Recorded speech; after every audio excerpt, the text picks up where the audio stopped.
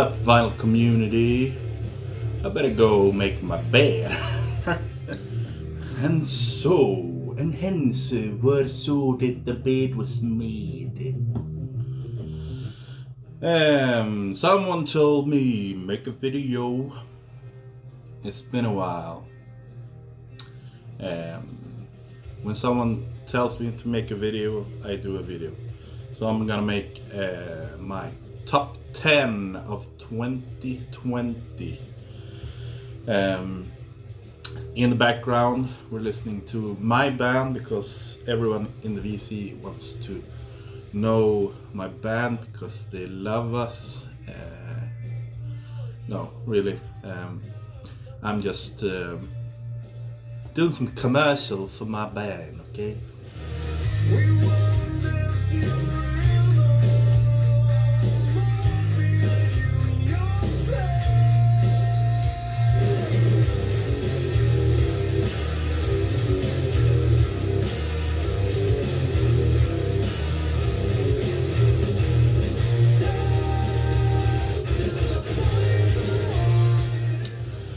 Yeah, you didn't want to see that.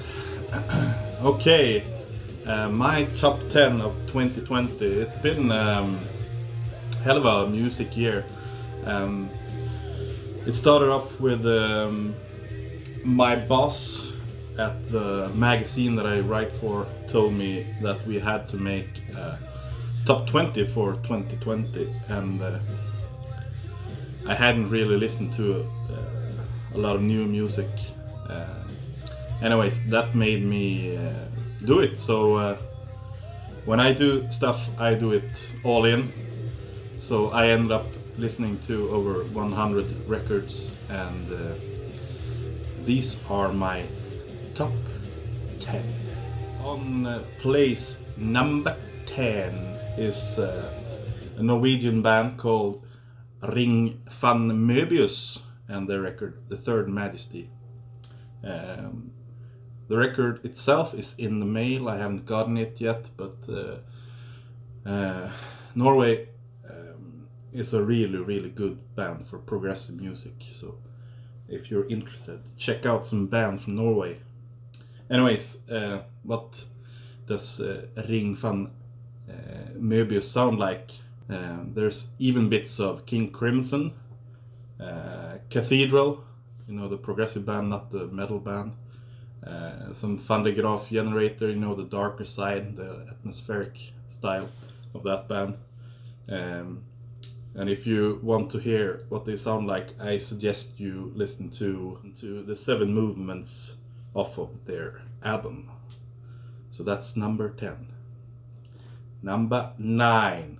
Number 9. Number 9. Number 9. Number 9. Number 9. Sorry. We're gonna leave Norway, go to Sweden, and then go back to Norway because we're staying in Norway for number 9. Number 9. Okay, this time it's Motorpsycho. Motorpsycho has been around for a few decades now. I think they started in the 90s. Their new album is called The All Is One. Motorpsycho are very progressive band. They change their style of music for every album they do. So they're all over the place. It's like the Beatles sometimes. They have done a country album, they have done progressive stuff, psychedelic stuff, hard rock stuff, pop stuff, rock stuff. The All Is One is their 25th album to date. This album is no different. It's all over the place. It's progressive, it's psychedelic, it's Beatle-esque, and most of the album is space rock. I suggest you listen to N.O.X.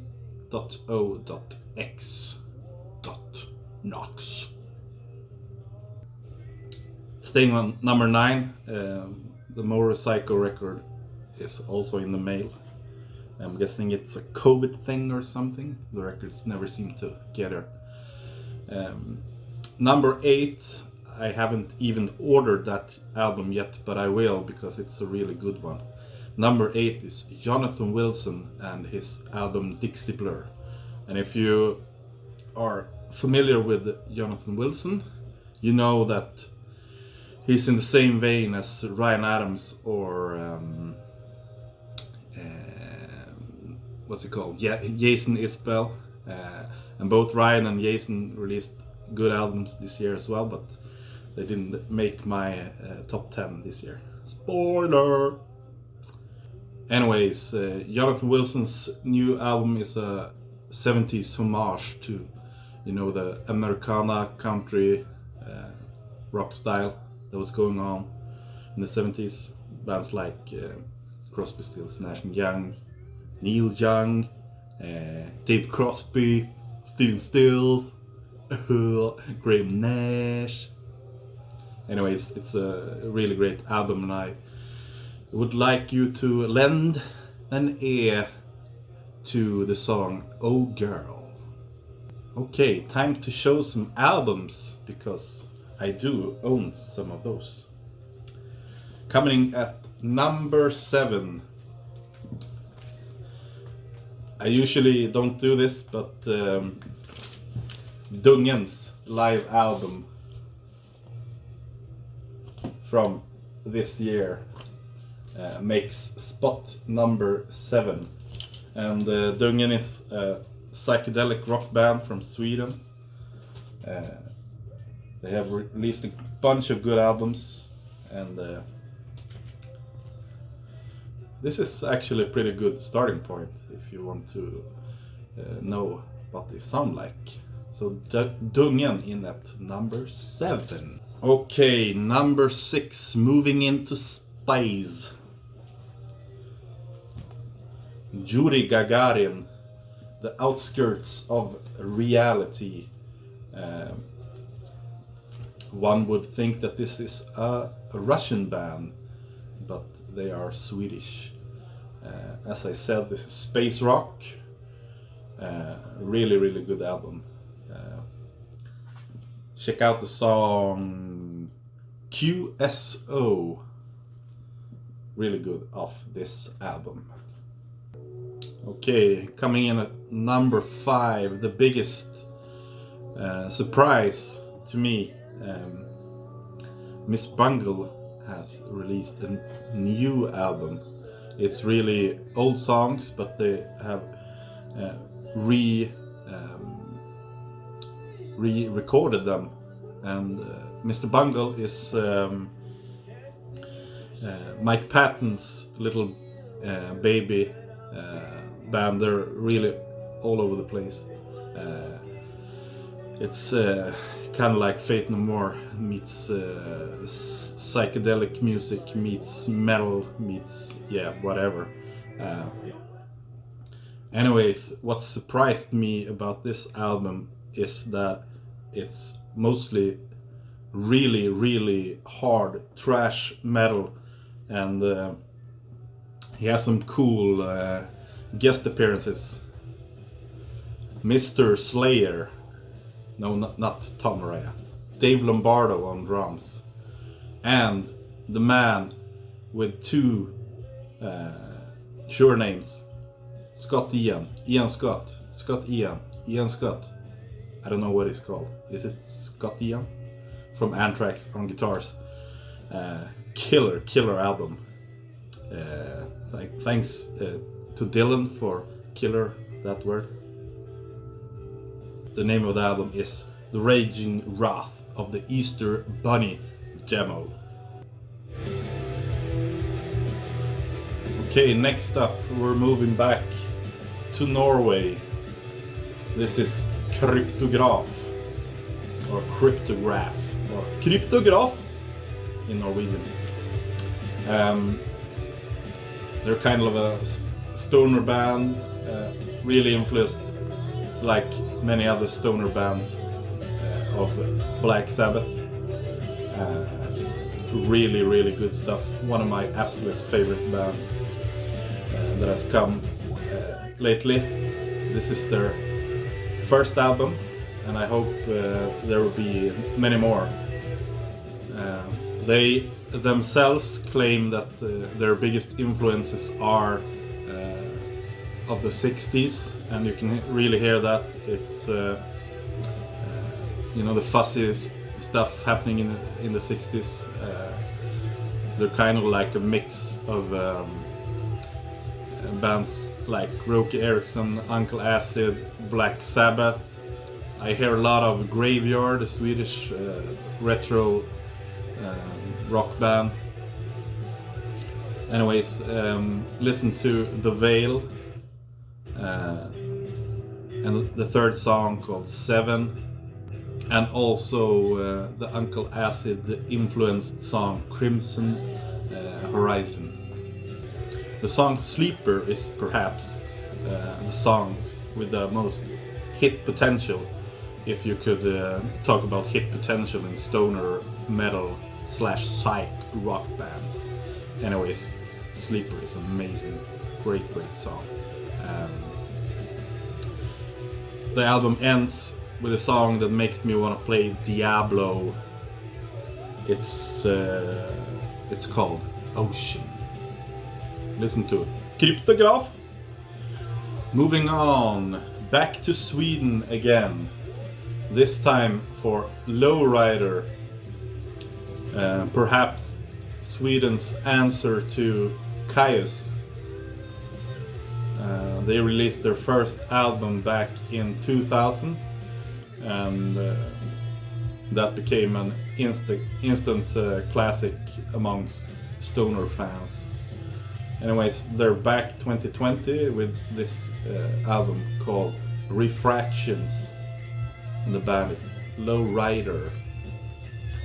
Anyway, the album starts off with a stoner hit, and it's called Red River.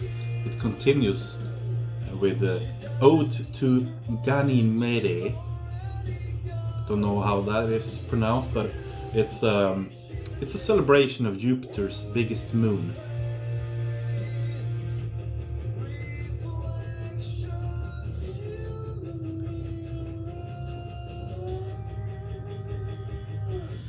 No stories left to tell. The song Ode to Ganymede kind of sounds like Queens of the Stone Age, just to get you in the right ballpark. The album continues with a song called Sernanders Krog, and that's the place where the guys started off rehearsing. So they did kind of a tribute to that food place. Krog means restaurant in Swedish. If you want to listen to one song, I suggest you listen to the last song on the album called Pipe Rider. Lowrider, Refractions, place number 3. Moving on.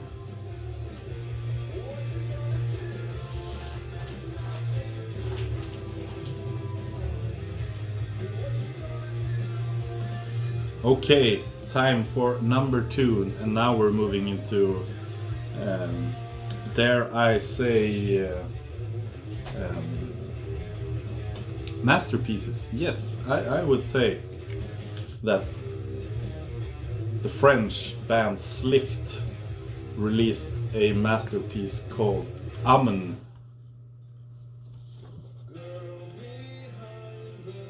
The cover is absolutely amazing.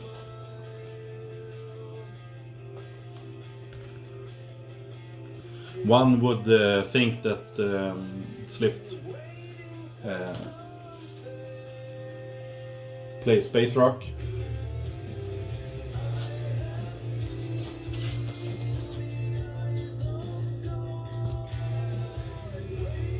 So cool. Yeah, one would say that Slift probably plays some kind of space rock, heavy psych, and you'd be correct. Mix that with some 70s kraut, some progressive rock, and you're in the right spot, so to say.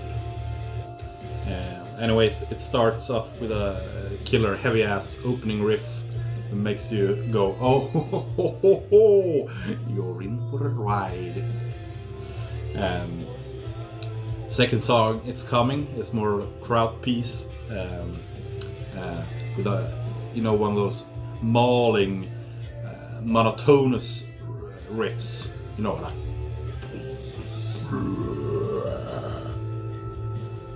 No. Third song, 1,000 Helmets of Gold, is perhaps the most amendable tune. So if you want to start somewhere, I suggest you start there. It moves on with Citadel on a Satellite, which start off with a crunching riff, really heavy. Got a big bite. Got a good bite to it, You understand?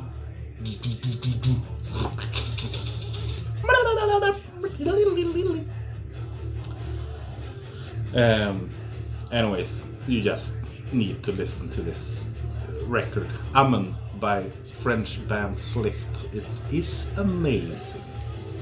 Okay, spot number 1. The first album, so to say. Back to Sweden again. This is a Vulcan. And if you're a linguist, is that a word? Linguistic. You would understand that Vulcan means volcano. If you look at the album cover, you might think that you're moving into space again, and you're kind of right. This is more like Tool meets Radiohead meets I got Davis to play this in one of his live streams, or was it one of Rachel's live streams? I don't know. Anyways, Davis told me this sucked. I don't think this sucked. This is a masterpiece.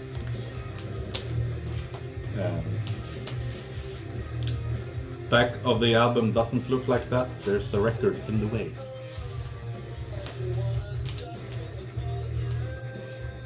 Super glary. No one is called Gary.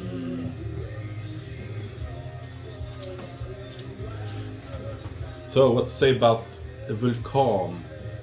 Yeah, what to say about Vulcan other than they're Swedish?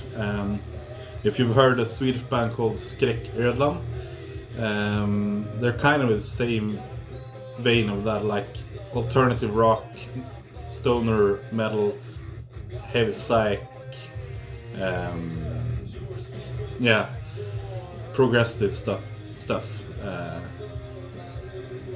What's cool with Vulcan is that they sing both in English and in Swedish. So if you have a hard time listening to Swedish singing, you just put on the English speaking songs instead. Anyways, that's my top 10. I'm gonna show some honorable mentions. First off, Skator. Translated into English, that's magpies. This is made by a girl from my hometown here in Umeå. If you like bands like Björk, mixed with like folk and psych, you should check this out. The album's called År, years in English. Another Swedish band called Lycanthropy. That's not Lycanthropy, this is Organic Pulse Ensemble, another band or guy who used to live here in Umeå, Sweden. This is a jazz album. He plays everything by himself. It's really good. Check this out. I think his name is Gustav Tomei. He's done 2 albums and this is his second album. released 2020. Now for Lycanthropy. Swedish psychedelic alternative rock, vocals both by female and male. Very, very nice stuff. This was actually in my top 20.